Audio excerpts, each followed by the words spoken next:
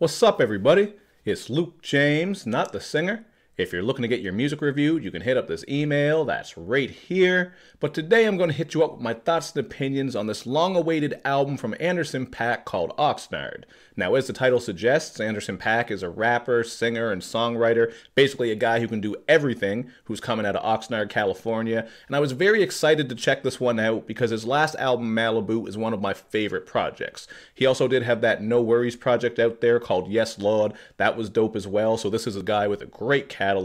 And I also got to point out that the single from this, Tints, man, oh man, that shit had me even more excited for this project because of how great it was. I love the funky production on there with all the funk elements and snappy drums, and you're even getting this Kendrick feature that fits perfectly as he raps about needing Tints to keep his privacy.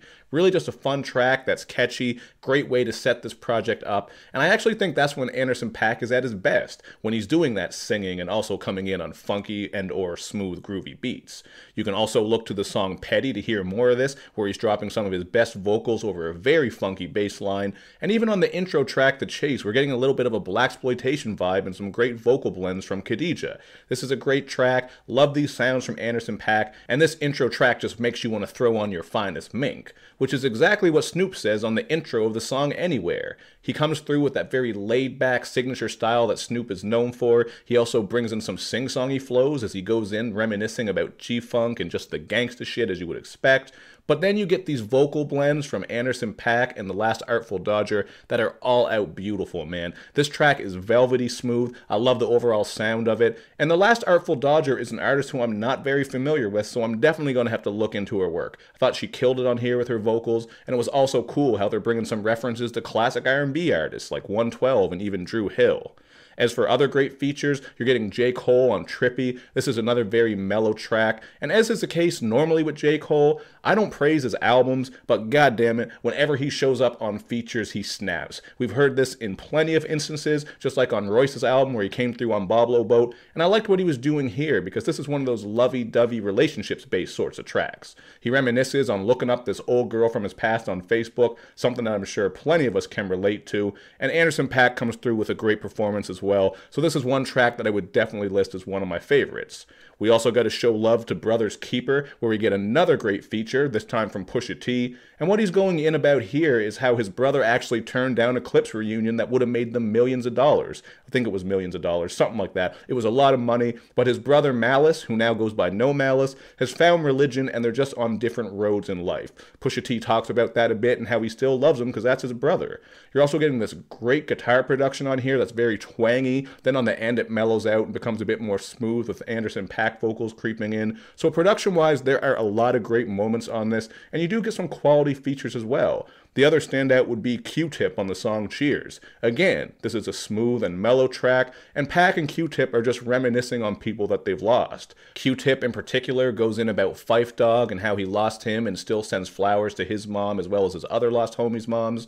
And then from Anderson .Paak, he's speaking on Mac Miller when he says, "How do you tell a nigga slow it down when you living just as fast as him?" I thought this was a really great tribute track to people that have been lost, and that line stuck out to me because what Anderson .Paak is saying is true. There's a lot of this shit that goes on in the industry with drugs, and yet it's probably hard for them to look out for each other at times because they're all out here doing some of the same shit, maybe on different levels and maybe different drugs and alcohol and all these other vices that people get into in this scene. But I just thought that was a cool look into how Anderson .Paak might have felt about Mac Miller dying. You know what I mean? He lost one of his homies. He probably felt at times that he could have helped him, and yet he couldn't. So that was a great moment. And really, as you can tell, there are plenty of positives here. I like a lot about this project, but there were some things that did lose me and kind of disappointed me a bit. In particular, there's some really weird production choices on here. I think Who Are You and Mansa Musa in particular are some of the worst beats I've heard this year. I just felt like they're kind of jumbly and overly busy. They just didn't match Anderson .Paak's style. Maybe someone else could have made it sound a bit different,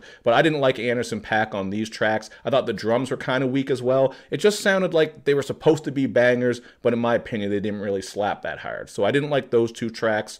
Mansa Musa also has a great value version of Nicki Minaj named Coco Sarai on there. That felt kind of pointless. And Dr. Dre is working patois on there for some reason. I don't know what it is with people doing all these fake ass accents, but even Anderson .Paak gets in on the fun on the track called Left to Right. This is the worst track by far. I didn't like anything about this. Very cheesy with that pseudo-Jamaican shit going on and the uninspired hook. And I just don't understand how these tracks made it on here over Bubblin'. Bubblin' is just an all-out banger. As far as the rapping, I think Paak was snapping on that track more than he was on these ones, because these tracks kind of just came through with some empty bars. I actually feel like Paak took a little bit of a step back with his songwriting, especially if you're going to compare to Malibu. And I know when you do compare an artist's new work to their past work, sometimes people don't like that, you know what I mean? They say you can't hold them to that same level every time. You got to look at different projects and different times for what it is, and I fully understand that. But I also feel like if you set the bar high, there are always going to be those comparisons, and I just think Malibu overall is a better album by far. But that's not to say this is bad. Like, I still think this is a really good album. I'm still going to come back to it a lot, but it was quite consistent. You also get some silly moments that feel a little bit out of place, like the Roadhead anthem Head Low, as well as Sweet Chick, where we do get some nice sample-based production and BJ the Chicago Kid vocals, but then he's just going in about the various women he has, including this bitch who watches anime while he's laying dick.